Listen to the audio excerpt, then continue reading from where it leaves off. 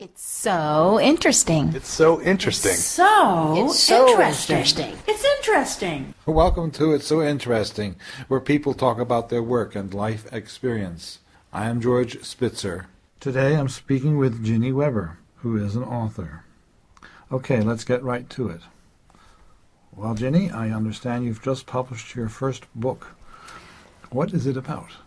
The Secret Player is the title, and very briefly, it's a girl who disguises herself as a boy to be an actor in Shakespeare's England. Of course, there's a lot more to it than that, but that's the basic premise. Well, I was thinking go a little further than that. Does the actor get thrown into a pot of boiling oil? Does he sleep with Shakespeare? What? No, she does not sleep with Shakespeare. This is we will maybe get to this later on, but it's not Shakespeare in love. She does not sleep with Shakespeare. At the very end of the book, John Donne does discover she's a girl, and they do have a love affair. She doesn't have any others in this book. There are 2 more books in the series, and they get a little more complicated, especially the third one in the romance area. But no, she does have an affair with John Donne at the end, finally. But in general, it's fine that a few people know, because in a way they're going to protect her better because they're on her side. It's like she's got someone in her corner. And if that includes Shakespeare, she always thinks that the clown in Shakespeare's company, Will Kemp, suspects. And he kind of looks out for her. She's not really sure if he knows or not. She just thinks so. And a few other people who know. In general, it's protection for her, really, in that regard. Because in the playing company, of course, she's got to change clothes. She doesn't start out in Shakespeare's playing company. She starts out on her way to sea to go be a pirate. She gets waylaid by a troupe of actors that are traveling through the countryside, and they have just lost somebody in their company. So they press her into service. And since she always feels like she's been an actor, she's already dressed in boys' clothes to go be a pirate. She doesn't find that to be too big a leap. So first she's with a small company. She does eventually make her way to London. But in the small company, there's one person who knows, and then there's one person who discovers her to her peril. So there's always someone a little bit who is aware of her. Just so I can be clear in my thought, I did read the book, and it is historically in context. But I think we should have a clearer idea of when all this, we say Elizabethan era, or Queen Elizabeth, which of course is why it's called the Elizabethan era. But what years was this? The book starts in 1590. I wanted to start early in Shakespeare's career because one idea that I had was to follow through on Shakespeare's career and the actor. The actor's name, she's called Kate Collins when she's a village girl, but she's takes on the name once she becomes a boy, of Alexander Cooke. She can't even keep the same last name because she's a runaway and she's going to be in serious trouble. So she changes her name to actually someone who was a member of Shakespeare's company, Alexander Cooke. Historically, in the first folio, their list of principal actors in these plays includes Alexander Cooke. So it starts in the early 1590s. The book takes place in the early 1590s because that's early on in Shakespeare's career. He's written Comedy of Errors. He's written the Henry VI trilogy. He's working on other plays. His career is opening in front of him, but he isn't that well established yet as a playwright. So I wanted to start there. I also wanted to be sure that it would begin before Christopher Marlowe's death, which was 1593, because that's a big event in the book, and so it pretty much ends with that era around. I think it ends in 1593, so it's just that early period. Queen Elizabeth has been on the throne quite a long time. She died in 1603. That was the end of her reign. So she has another 10 years from the end of this book. She's up in years now. She's pushing 60 in the beginning of the book, but she's invincible, that woman. Not that she doesn't have her problems, but at the time of the first book in the series, she's still going very strong as a queen. I did read the book, and it was fun. Excuse me. It was fun to read because you brought all the characters alive by dialogue, and they were in the room with you. Shakespeare, Queen Elizabeth, Marlowe, Donne, and then you have this fictional character or composite character running through all the scenes in such a way that you can't tell that it's not historically accurate. So to understand this book and have fun with it, you really need to know your history. If you don't know your history, you can have even more fun. Well, thank you. I really did try to provide the story for someone who knew nothing about it. You know, people like to read historical fiction because it's a kind of painless way of learning things. And I really tried for that. And certainly one of the things from later one of the ways later drafts differed from early is I tried to texture the history more than having just chunks of it. So I think by the time the book is finished, it's woven through. But I appreciate your saying that, because the liberty a novelist gets is to give voice to their characters. These are people that exist in history. I tried to stay absolutely accurate to their life story as far as it's known, such as John Donne. Yes, he did later get married, but at this point he was not. He was a handsome, dashing young man about town with women falling all over him. So that was fair enough. So he falls for this young woman. Like he was an early Darcy or something? Yeah, something like that. He's just quite this dashing character and kind of cynical about women. Because, you know, they're so available to him. So all that is pretty accurate to John Donne's character of the era that I'm setting the story in. Later he turns into all kinds of other things, but not in the early 1590s. So I tried to keep it accurate, but you don't have to know anything in advance. If you don't know that Queen Elizabeth was on the throne, you find out. She speaks, she's one of the people who discovers Kate's probable identity as a female. She doesn't exactly say so, but you can tell she knows. And that has a nice little fictional twist in the story. I believe in the story you mentioned that Queen Elizabeth liked this actor quite a bit and would specify, could you have one of Will's plays done with her? Yes. Or him. She's very interested. She definitely likes Alexander Cooke. She sees... Cooke decides, well, Kate is her girl name, but now she's Sander Cooke, nickname for Alexander. Sander decides that when she does Taming of the Shrew in a court presentation, she's going to direct Kate's final speech where she tells wives how to be so submissive to the Queen and have a little private joke with the Queen. Because the point is that Kate says, my heart is as big as any of yours, speaking about the men, but, I know now that I have to be all submissive to Petruchio, and as I have Will Kemp say, everyone knows a woman cannot be well and truly tamed. That's a supposed quote Will Kemp really said.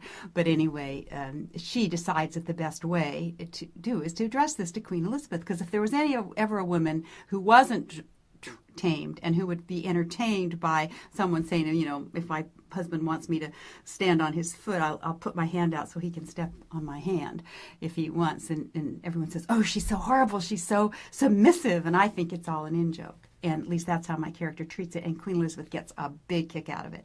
And she says, well, that's great, and I'd like to see you and Will Shakespeare together do some really new female roles. So that's kind of where Queen Elizabeth, in a way, encourages Shakespeare as well as Kate Sander does, because she wants these new, interesting kind of female characters. Christopher Marlowe's characters, if you read, say, Tamerlane, they're just beautiful women that are ciphers, really. One is kind of courageous because her husband dies and she dies as well. So she's courageous, but the best speeches are made by men about them when they're not even on the stage. Marlowe was not interested in depicting women's character, and Shakespeare was very interested in it. So that's sort of the fun that Queen Elizabeth says, hey, go for it.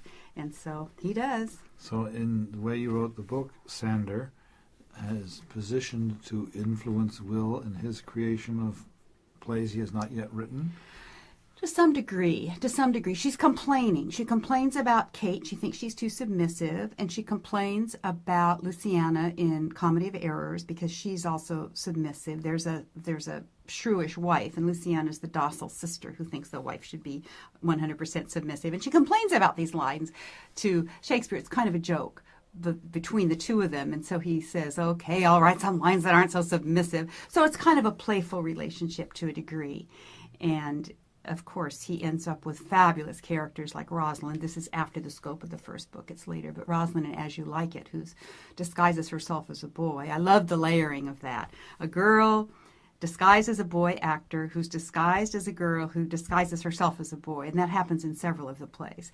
And, Kate has great fun. Sander has great fun with that kind of layering because she has to be a boy. The thing is, she's an actor at all times. She has to be a boy when she's off stage. She can never relax into her female role. And that's part of her dilemma with her love affair for John Donne. There's no way she can carry on with that without turning into a girl. And she's left that behind. So she can't. And Shakespeare's aware of her dilemma and, uses it in a way in his work. So I have her be an indirect kind of inspiration. She doesn't give him his story ideas, but she certainly comments if she doesn't like them, and he tries to please her to a degree. The reason I asked the question is that we, of course, all know Shakespeare's plays, but we know very little about how he came about to do them. In other words, where was his inspiration? Did he observe all this personally, or just from history books at the time, which are far and few between? Yeah, that's a really great question because it's the subject of every debate. One reason I felt fairly daring in this novel is that I have read lots, or at least skim-read, lots of biographies of Shakespeare. And if you have, you notice they say might have, could have, may have. They don't know. And it's all guesswork. And, of course, there are all these people who say Shakespeare didn't even write his plays. We don't know enough. That's not true. We know plenty. We have all kinds of documentation about him, including by his contemporaries. No one ever complained that anyone but Shakespeare wrote the plays until, I think it was 1820, the first person privately in a letter. And then he died and someone made his letter public. So everyone knew Shakespeare wrote his plays. But as to how he did it, once his daughter died, all of a sudden a few people said, oh my gosh, his last survivor has died and we didn't interview her. And, they were just so slow on the uptake. And so it is true, no one ever talked to the author about what is your process or anything else. I taught Shakespeare for many years. I still do occasionally, and in an extended learning program through Cal State Channel Islands. And that's given me a lot of insight. I've read people's theories and just my feeling from the plays. I think you can say, yes, there's some resonance of Hamlet to Shakespeare himself, his intellect, and there's some resonance to Prospero when he gives up his magic at the end. It's The Tempest is the last play, and in that Prospero says, I give away my magic cloak, and people say, oh, that's Shakespeare giving up his career. That all may be true, but we really don't know. And what's interesting to look at is that it was not okay. Your play would be censored if you dealt with contemporary politics or if you dealt with religion. So Shakespeare, by the very strictures of the Lord Chamberlain and the Master of the Revels and the censorship of the Privy Council and all the rest, could not write about the current situation. He had no interest in writing satires about London, which some of his later contemporaries did, like Ben Jonson. So what he does is writes in stories almost always set sometime in the past. The histories are very clearly, of course. They're sort of magical.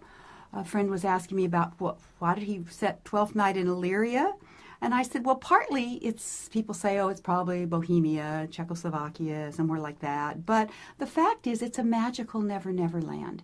And I think when you're dealing with a playwright who's so full of fantasy and imagination, and supposedly Midsummer Night's Dream is set in Athens. Well, there's no trace of Athens there, except that they say so at the beginning. Oh, the old Athenian law is that if a girl doesn't marry who her father says, he can have her executed. Well, Athens is left far behind, in spite of the names are being a little bit Greek, because he's interested in fantasy. So I think it's very dangerous to try to read too much about his own character into the plays. And on the other hand, it's unavoidable because you do see that his plays go through different stages. He wrote all his major tragedies at once. His late plays are all kind of tragicomedy romances, they're called. His early plays, you can see him feeling his way. He sometimes takes the same theme and polishes it up again in a new way later. He never wrote the same play twice. And so you can see how his career goes, and you can speculate on how he thinks. And so I had a lot of fun with that. I didn't want to tread heavily, disrespectfully, and at the same time, Shakespeare's a real person, and quite a lot is known about him, and the rest we can just ascertain. One of the things that someone did say about him that came down to us through John Aubrey is that he was a very kind man. I thought, well, that's an interesting thing, and kind of quiet, and he didn't socialize a whole lot. He would leave parties early. Well, that all fits, but other than that, very few personal details are known. You worked on this book for many years, I presume. That's true. Because I did have it drafted before Shakespearean Love came out. I set it aside and wrote other things. I wrote the second book in the trilogy thinking it would be a standalone. I completely changed. The character's still there. The actor, Sandra Cooke, is still there. But I changed the emphasis a little bit. I changed it to third person from first because I thought, well, I'll just do that since I can't. Apparently, I was told by an editor kind of friend that I would have to let the Secret Player, which had a slightly different name then, I would have to let it sit for 5 years. So during those 5 years, I wrote the next one. I wrote another kind of historical romance set in the same period, which is sort of sitting on the shelf at the moment. I'm not doing anything with that. And then my writing partner, Jan, to whom I dedicated the book, said, the character you're really in love with is that Alexander Cooke, that girl actor. You have got to go back to her. And so I did. And then I had, as they always tell you in writing classes, let the book sit a while and you'll get a new view. So I did make it a lot tighter and I think a lot better, and did that one last time last summer. I cut 6,000 words and changed the beginning. Okay, that book is finally done. But it was a period of, really quite a lot of years, I have to say. Well, what do you define as quite a lot of years? Well, I had the idea in 1992. I didn't get it drafted the first time till 1997, and then it sat way more than 5 years, actually. It sat way more than 5 years because I had other projects, and I kept writing all the time. I just, I didn't get much published other than short stories and an academic article. I've had those published a lot over the years in my career, and chapters in books and so on, but I just kept at it because I so loved the subject and was so interested. I mean, you can never do enough research. You can never do enough travel. Every time I go traveling, I go to some site related. I've written to archivists at stately homes that aren't open to the public who've let me in to see the portraits of the characters who are in the book and so on. It's given a great interest in my life. But I did want to get published. I did want an audience. And I'm really thrilled that the book is finally between covers and on Kindle, of course, and ebook available as well. You mentioned the research, which I'm always fascinated about because every author goes about the research in different ways. Experiential, or actually goes out and seeks it. Can do it by libraries or being in situ. Yeah, that's a really interesting question because I have to say I believe in magic. I wrote my PhD dissertation. This is how I think of it. I walked down the aisle in the UCSB library that had the books related to my subject in a very theoretical way, and I felt like the book I needed popped off the shelf and it opened to the page I needed. Now, what they teach you in graduate school, of course, is how to skim and use research, and that is you read the table of contents, the introduction, and then you start using the index. So some of my books were so fascinating, I couldn't stop reading them. But in the most part, I've just skimmed, and I've worked in major libraries. I've worked at the British Library in London. I worked at the University Library in Cambridge. I worked at the Folger Library. I found UCSB. I live in Santa Barbara, and the UC campus has a great library. It had almost as good of holdings as the Folger, except not an original manuscript. But I didn't need that kind of research. So I kind of used that intuition of just let the book fall open. But every time I see a possibly related book, I buy it. So I have shelves and shelves. You won't find a bibliography in the back of my book. I don't think a novel needs a bibliography, but it would be huge if it were there. And I can't even begin to say all the books. I could name a few important writers that were influential. I wrote to Charles Nicholl, who wrote the book called The Reckoning about Christopher Marlowe's death, and I said, I'm really using your research. Is that okay? He said, sure, just acknowledge me. I don't mind if you use it, but because I thought his was original and fresh. So there's some books I specifically owe a debt to. In other cases, it was just kind of hit and miss, but I do just love the process of looking through books. Things occur in history that you wouldn't have thought of on your own. So I love to know exactly what happened, and then I systematically research characters I'm using. So I read a whole biography skimmed about Lady Mary Sidney Herbert, the Countess of Pembroke, because she was so important. And there's a great book that fell into my hands, again, I don't know how, called Philip's Phoenix, about her brother was Sir Philip Sidney. So, she was literary executor. That I found out at the National Gallery, the National Portrait Gallery, actually, I believe it was, in London, where they had a portrait of her, just a little portrait miniature. I went, oh, Mary Sidney Herbert, that's what she looked like. And underneath it said she was literary executrix of her brother's, because he died in battle, Sir Philip Sidney, leaving all this mess of poetry behind, several drafts and this and that. And she sorted it all out. And I got really interested in her. So I really wanted her to be a character because she was so literate and so gifted. And I wanted her to encourage my protagonist. So I had to get to know her. And then there's other related books I read about her brother, but he's not a character. He died in 1586. But anyway, so all of that was interesting research. I certainly wish you a lot of success, and I'm glad these books are coming out, and I hope a lot of people are entertained by them. I've been talking with Jinny Weber, and thank you for being here, Jinny. If you would like to contact Jinny or listen again to this show or any other show, go to itssointeresting.com. It's so interesting. It's so interesting. So It's so interesting. interesting. It's interesting.